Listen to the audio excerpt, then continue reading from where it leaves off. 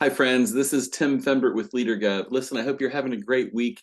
This month of December at LeaderGov, we're talking about empowering your team, different ways, different strategies for you to consider as a leader to really give authority and control to your team to empower them to be the best they can be. Last week, Bill talked about delegation. And this week, I'm kind of a similar topic, this idea of giving power to your team members. How do you empower your team members?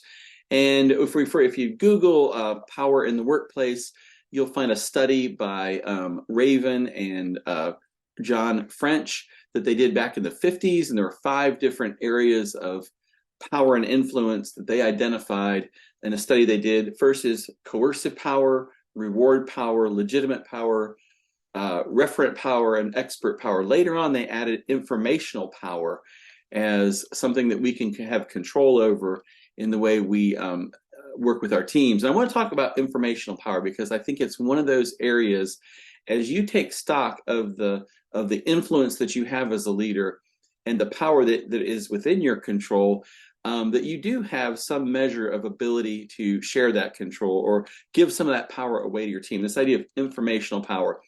And what it really requires us to do is to take stock of where we get information, and what we do with that information. It may be meetings that you attend, it may be conferences that you go to, it may be conversations you have with your employees, with other of your peers in other departments.